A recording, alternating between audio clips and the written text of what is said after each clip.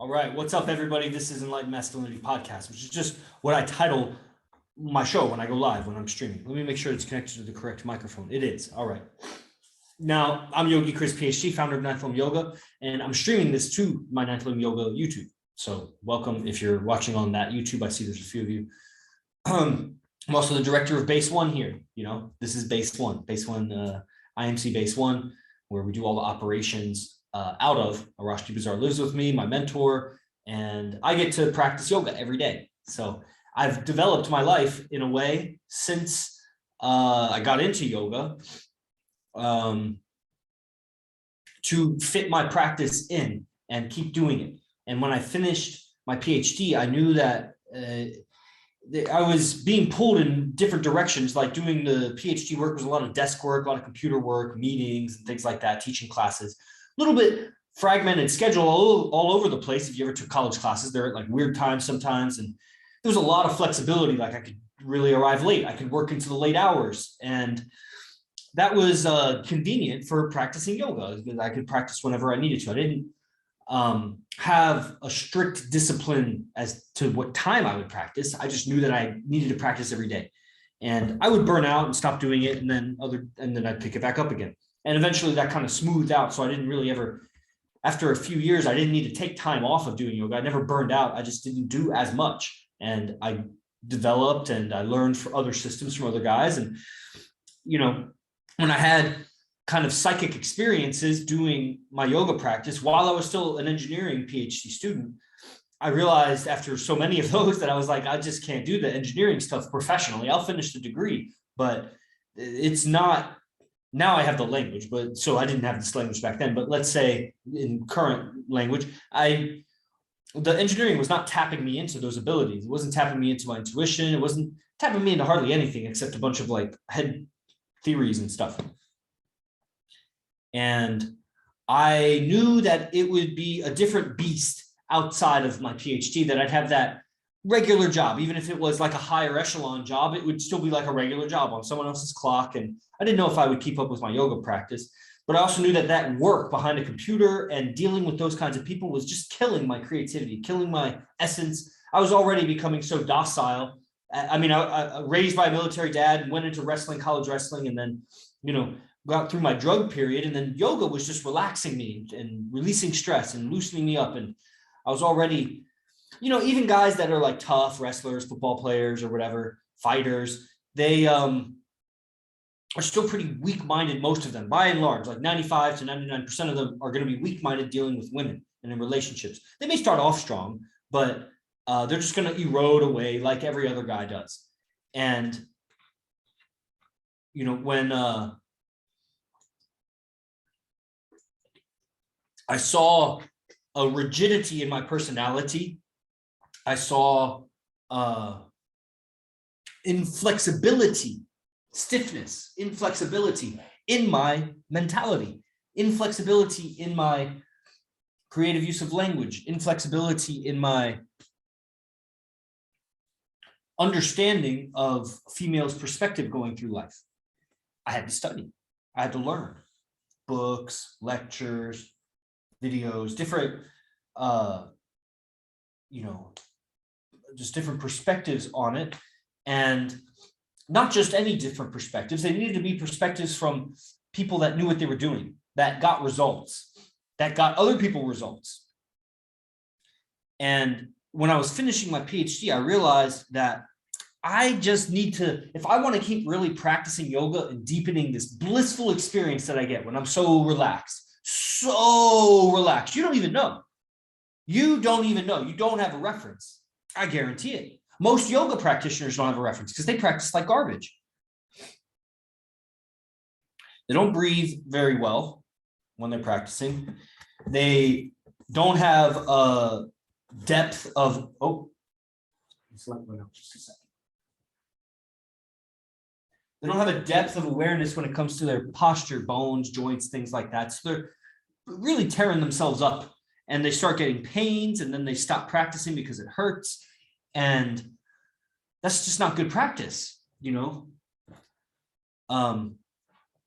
And then they didn't have the conditioning to push through, the discipline or the toughness to push through the discomfort, not the pain, but the discomfort of yoga. And you push through enough of that, and then you lay down and rest at the end, and you're in this like just floating, like in a sense deprivation tank, just like not stressing about anything. And you get 10 minutes of just contentment. And that doesn't sound like much, maybe, but looking at however old you are, 20, 30 years old, whoever is watching this, you may not have experienced that ever. And if you did, it was in such passing, and it might have been, just so transient. Like it wasn't induced by you. You didn't create the situation where you were so content. You just, something happened on the outside and you relaxed a little bit. But even there, you still had so much body tension and everything that was pulling on your mind. And you know that when you release the body tension and your mind stops getting pulled. When you release the tension, the mind stops getting pulled by your tension, and you realize, wow, how much your mind is pulled by tension. You really realize it when, as will happen, tension starts creeping back into your body because of your thought patterns, because of your activities in the day. And you start seeing how that nags at your mind. It's just like a splinter almost. It just pulls on it. And, so going through those experiences and the tango or the tug of war, maybe not tango, that's not the right word, the tug of war between the academic lifestyle and the blissful contentment that I got with yoga, it was like at odds. And I realized that if I want to really keep exploring all of these great feelings, and it was really opening up my psychology, and I was remembering things from my past, and I was loosening up my perspectives. I wasn't so rigid, wasn't so reactive. Still had a lot of it because I still am reactive. And it's years later. I don't even know what I was like back then. I see some videos of myself from 5, 6, 7 years ago, and it's just like, man, so monotone. And not just monotone in my voice, but monotone in my emotions. I was emotionally monotone. I was mono-emotional. And I saw that I needed to really make a profession out of yoga if I really wanted to explore yoga. Because I could practice and be an engineer, but it was just such an isolated lifestyle, so disconnected. And I could teach and practice, but I wouldn't be developing my yoga to do that. It was so time consuming, and I needed time to explore the yoga, to study other systems and pull what was around me. And that was at odds with my engineering stuff. So it was really no time for anything else.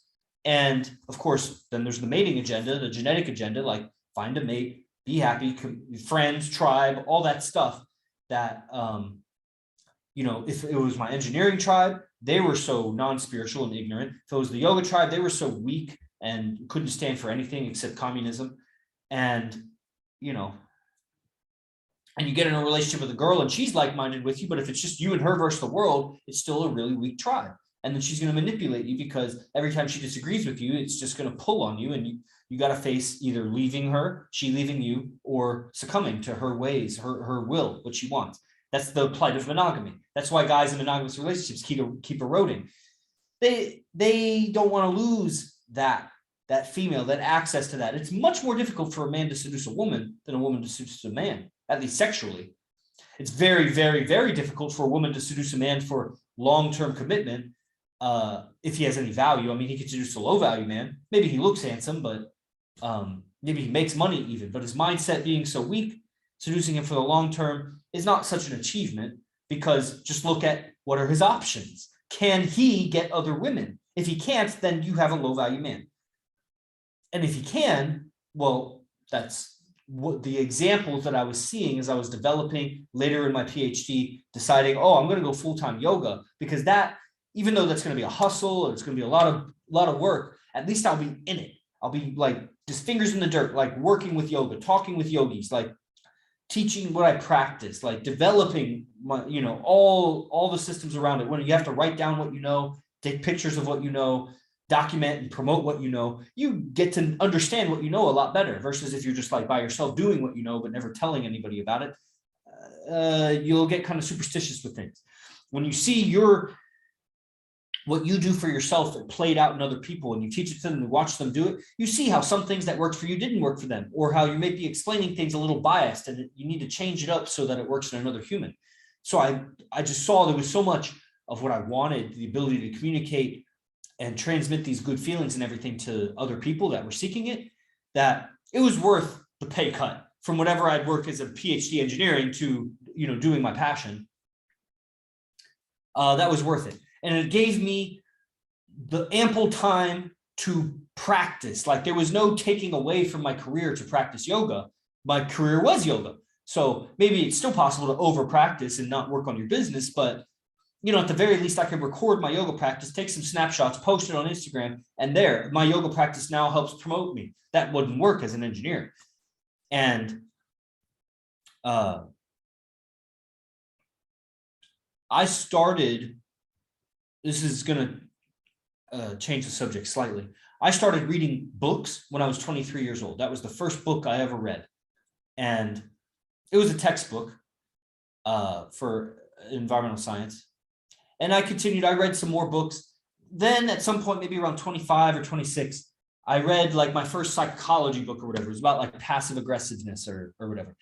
And I read a few more books about like enmeshment, like, replacing mother with the woman or replacing father with the man, like for the woman, and like these psychological things that people had studied about how, we're filling voids with each other in relationships and how we manipulate each other. I read nonviolent communication, how we manipulate each other through kind of coercive language, and how to really how to get the other person to understand emotions. How you can understand their emotional state and resolve what's not being resolved. And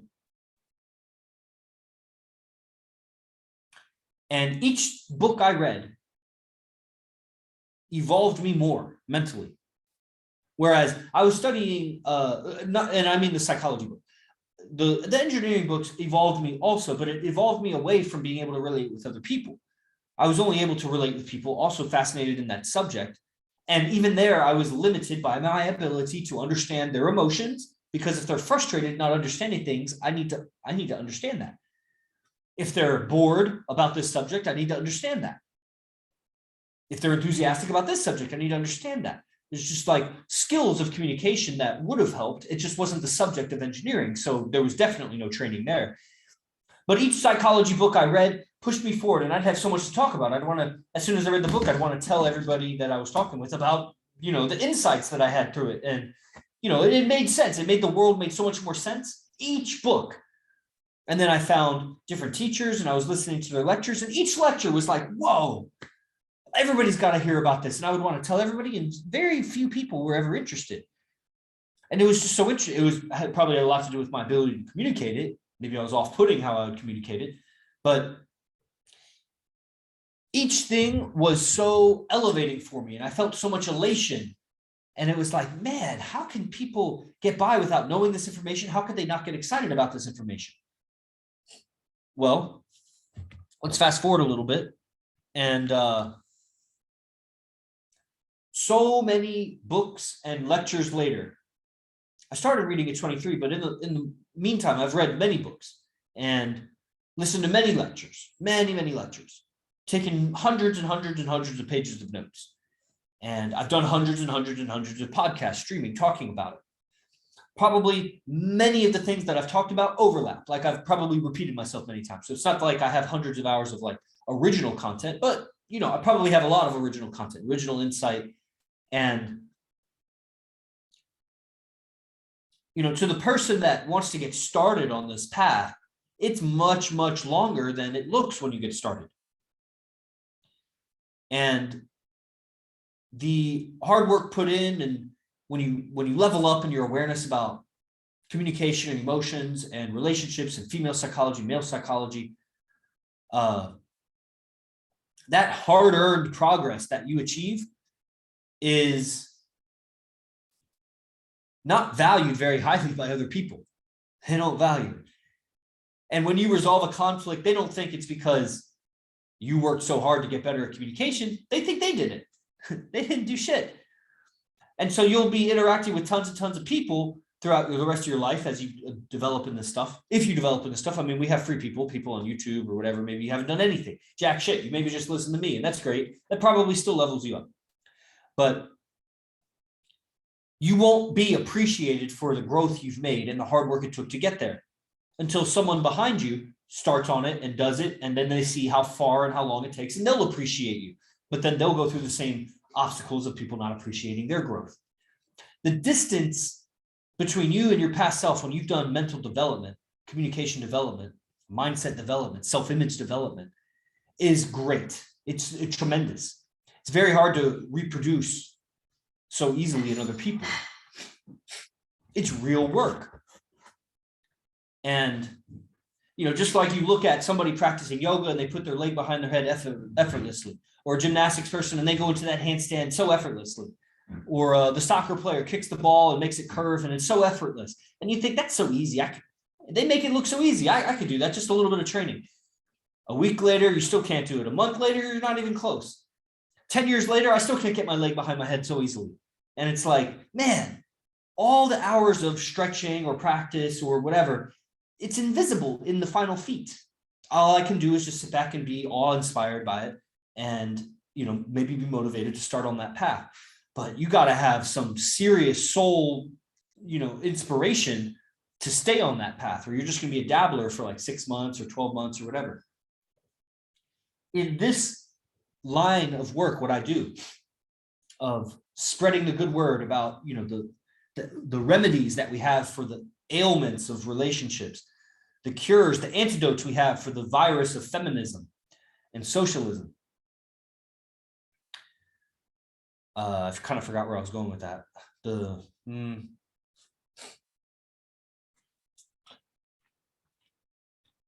It seems almost like a constant and never-ending uphill climb. It seems like I saw this meme, and this like duck was like, or a goose or something, or some kind of bird was scraping out dirt from a hole. I guess it was making a nest. And right next to it was another duck or bird, the same kind, that was scraping dirt into the hole. So you got one scraping dirt out, the other one scraping dirt in. And, it's like you sweep off your porch, but then the next day there's dirt and dust on it and leaves on it again. It's like nature continues and the chaos, and it messes it up. Like nothing stays clean like that.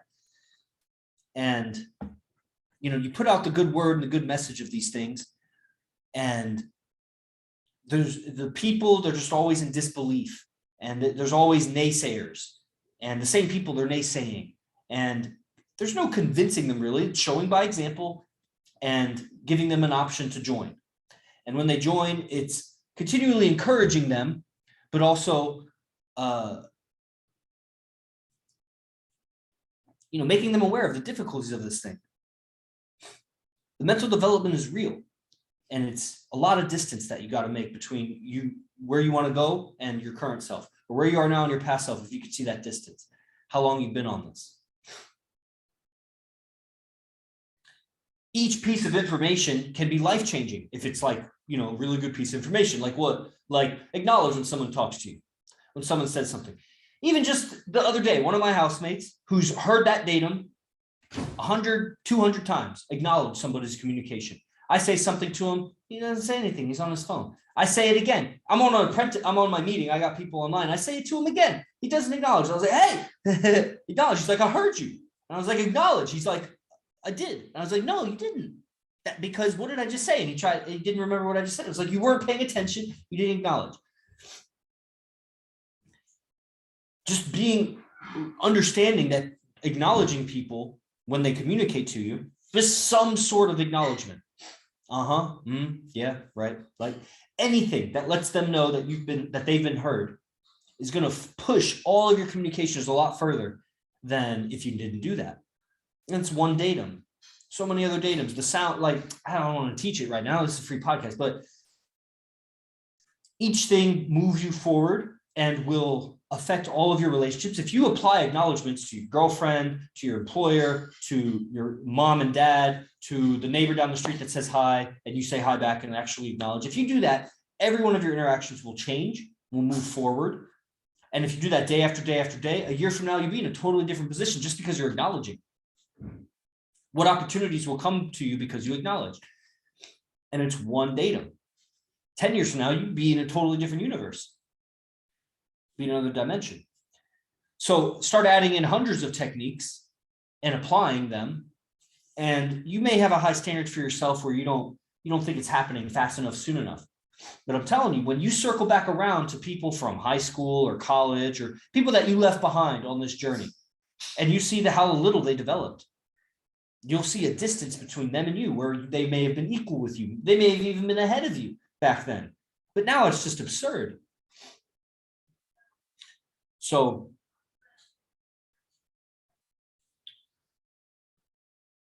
what I would want to convey to you, what I want you to get in this stream is that do not underestimate the value of your persistence. And don't get down on yourself if it's not happening as fast as you'd like. Because you are making progress, but it's kind of like the 80-20 rule. It's more like the 99-1 rule. Like there's the 1% of achievers, and then there's the 99% that have like normal salaries and normal incomes and normal lifestyles. You're going to have to 100-fold your skills to take claim of that. And it's a long journey. And so you may have small incremental growth along the way where you're jockeying for position with people around you. And you may not feel competitive, but they are looking for the same jobs as you. They are looking for the same beautiful women as you in relationships with beautiful men if you're a girl. They're looking for the same clients, same students, same opportunities. Somebody else is vying for that. And life is competitive like that. You don't have to feel in competition with everybody. You just be persistent, be loyal to your path, stay consistent. And when the window of opportunity opens for you, you'll be ready for it. Be prepared. And what I wanted to convey, which I don't think I'm doing a very good job of, but my idea earlier for meditation was this idea of distance in mental development. That if somebody wanted to get to where I am and they started where I was, they would have to go through thousands of hours of lecturing and thousands of pages of reading and communicating it thousands of hours or hundreds of hours or whatever it's been. Because there are people, let's say like in IMC Nation, that have studied, but they never stream. They don't talk about it. Maybe they tell one or two people about it. And you can tell they haven't worked out the language for what they're trying to convey. They maybe heard it properly, but it's different nervous system, the sensory nervous system and the motor nervous system. To motorize it, to put it out in a way, you got to rewire some things because you have a habitual way of communicating that you learned through mimicking or mirroring whoever was around you growing up. And that's like laid down deep inside. Changing that is going to take a lot. It's going to take a lot of facing your own frustrations, facing your weaknesses and inadequacies when it comes to trying to get what you want, because that's why you're communicating. To try to get something different than it was, to change the situation, to convey information so that something changes. And it'll be frustrating when it's not getting understood, when it's not getting across. And yeah, that could be somewhat the other person's fault, but who loses out if you don't get your message heard and understood? Yeah, maybe them, but why are you trying to convey it? You have some motivation for conveying your message. If they're not getting it, then you're missing out because you're not being understood and you're wasting precious time. You have a short life, you're wasting precious time communicating, it's not being understood. But in the same amount of time, and you learn this when you study from masters, sales is a really easy example. You could try all day to sell to that person and then hand over the phone to a master salesman. It's like, man, I just can't get this guy. And he sends one or two texts and the guy's ready to buy. And it's like, what? And it's like, you don't see the hundreds or thousands of hours of training that and the practice that they have to know what to say, when to say it, what they're reading into the message. There's so much wisdom and experience that comes to it. All you see is the end result. You see the guy put his leg behind his head effortlessly. You just see the end result. You don't see the injuries he's gone through to get to that, the waking up so early to stretch, the travels that he did, the teachers that he trained with, the money he put into it, the times he said no to going out to eat or to drinking or to smoking or to doing whatever because he valued his yoga practice. Same thing with the salesman, same things with everything. And as we value relationships so much, I mean, it's a men's movement. IMC Nation's a men's movement. So I'm streaming right now to my yoga YouTube, and there's some people on the yoga YouTube, and they may or may not be of the IMC Nation movement. And if you're a girl, then you don't need to be aware of it. And if you're a guy, then you should probably message me about it. Because I know, oh man, do I know. I know if you're a guy that you are suffering in your relationship. You're not doing well. And unless you just got into it and then there's like some honeymoon feelings and, it feels like it's all right. Gradually, you'll be compromising yourself 6 months, a year later, 18 months later, and you'll find yourself in a weird position because when she doesn't like how you're doing things or wants you to change, and you're faced with the potential of, if I don't change, she'll leave, then you'll see how far away you are from getting another girl to replace her. And it's like, well, that's toxic. That's not healthy. You need to fully heal from that past relationship before you move on to the next relationship. Is that even possible? Like, how do you heal while you're alone from stuff? Like, people that you'll learn this with wisdom and experience, that if you're alone and you feel like you've healed and you've come to a place of peace about, what you've done and what's been done to you, and as soon as you get into a new relationship, all kinds of garbage comes back up because you didn't really heal. It just settled down. You just destimulated. Healing, you got to face that behavior, and what's the toxic behavior that's coming out in a relationship is only going to come back out and, oh shit, it's already 8. I have a meeting. Okay. So what's the thing to do? We got a camp coming up and it's on discount right now. And I think you all should sign up. We got Matthew Tropshire just signed up, Tyler Powell, Son of Babylon, Antonio Caballeros, and Lone Wolf of IMC. Try to get on these camps. The benefit of this month is it's longer. So it's 5 weeks of training, or 4.5 weeks, it's extra week in there. So you get a couple extra lectures. And, the guys that are in it from the beginning can have more opportunity to have some dialogue with the Rosh. And, like I said, like when that salesman comes in with that clever line that closes the deal that you had worked so hard for, and then he does it again and he does it again. And it's like, man, I need to learn sales from this guy. And there's a big gap, huge gap. It's like the fucking Grand Canyon, and you're trying to like tightrope walk across it or somehow jump across it somehow to get to where Arash is in his awareness and understanding of what does the woman really mean when she says that. There's so much in that because it's not just a snapshot of like, what does she mean in that moment? There's a context of what's her agenda, what's her motive, what's her upbringing, all these things. And a master, super master of it, or expert, like ultra expert of it, is going to peer, meaning see deeply, much more deeply into it than you, and pull out a solution that you could probably find too. It would just take you several lifetimes and hundreds of relationships to figure it out. And so you push forward in your cause effect and your evolution when you have a master salesman or a master relationship expert or a master yoga practitioner that's going to teach you, hey, if you bend your knee out this way, it'll avoid the injury. Or if you just pull your heel towards your butt, it'll activate this muscle. And you would go 20 years stretching and never realize, I'm not even activating my hamstring in that month. And when you do, then all of a sudden your hip flexors release or something like that. And you get way deeper and it's like, wow, people don't know these things. So there's a huge gap. And so what we have is a second camp. We have a social dynamics and relationship camp. And this camp is helping to bridge the gap between where you are and where Arash is. I've lived with Arash for almost 2 years now. And I've been studying with him for over 6 years now. And I'm well aware of the gap. And I mean, I could be more aware. I'll be more aware next year of the gap. But that's what we have offered. Go to imcbase1.com to check it out. See the dates. It's in the relationship camp is in 3.5 weeks. The gathering with AZD is in 4.5 weeks. And you see all the details there at imcbase1.com.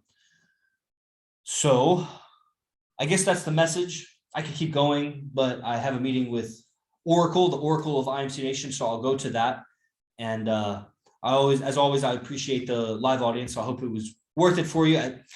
I'm not too pleased with what I put out there. I know I was enthusiastic about it. So hopefully you got some pieces. Son of Babylon says you got some pieces. Lone Wolf is nodding. So Matthew's saying, thank you, brother. I hope it was valuable for you. I want to teach more, and I'm trying to pull back some of the teaching for Silent Flute and for Gathering when AZD asked me to talk. And for the Social Dynamics Camp, I'll be doing 1 stream a week. All 4 guys will be doing 1 stream a week. So there'll be 12 lectures before the camp. Because I told them, I was like, I don't want the camp to be you lecturing something that you could have streamed about. That's not what the camp is for. The camp is for going in field and debriefing and breaking down social interactions so that you can see the theory in practice. So that's where I'll be delivering some teachings for you guys. All right. Thank you for your feedback. Salute, Os, and namaste.